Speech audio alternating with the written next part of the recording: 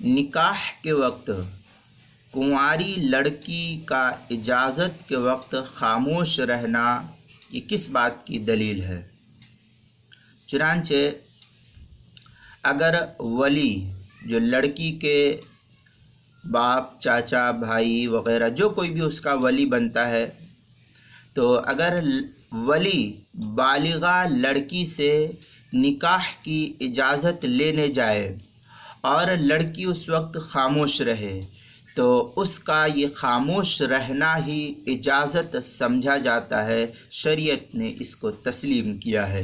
چنانچہ در مختار کے اندر یہ عبارت ہے فَإِنْ اسْتَأْذَنَهَا هُوَ الْوَلِيُّ وَهُوَ السُّنَّةُ أَوْ وَكِيلُهُ أَوْ رَسُولُهُ أَوْ زَوْجَهَا وَوَلِيُّهَا وَأَخْبَرَهَا۔ یہ اس طریقے کی عبارت بڑی لمبی عبارت ہے، فضولی عدل۔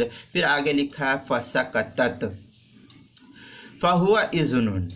یہ اس طریقے کی عبارت اصل میں کافی لمبی عبارت تھی، تو میں نے تھوڑی سی پڑھی، ہوا سنہ، وکیل اور رسول وغیرہ اور زوجہ وغیرہ جو ہے، یہ عبارت بڑی تفصیلی تھی، تو فسقطت فہو اذن وغیرہ تک ہے۔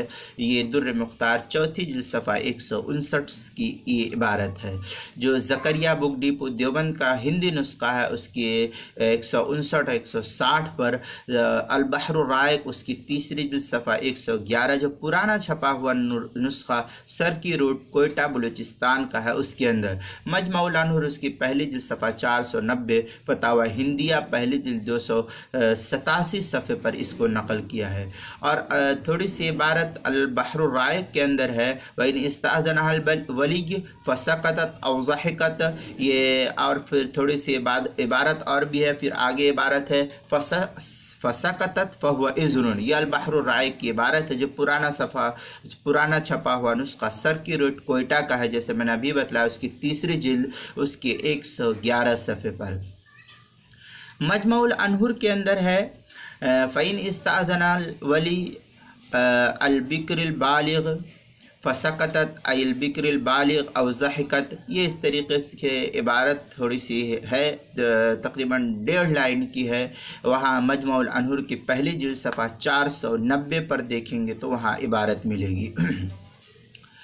فتاوی ہندیہ کے اندر بھی اسی طریقے سے ہے لو ضحکت البکر عند الاستعمار او بعدها بلغها الخبر فهو رضا۔ یہ اس طریقے کی عبارت فتاوی ہند کے اندر ہے، کتاب النکاح پہلی جلد 287 صفحے پر، جو زکریا بک ڈیپو دیوبند کا پرانا چھپا ہوا نسخہ اس کے اندر۔ کتاب المسائل میں بھی یہ مسئلہ ہے، چوتھی جلد صفحہ 101 پر بھی اس مسئلے کو نقل کیا ہے، چوتھی جلد 101 صفحے پر۔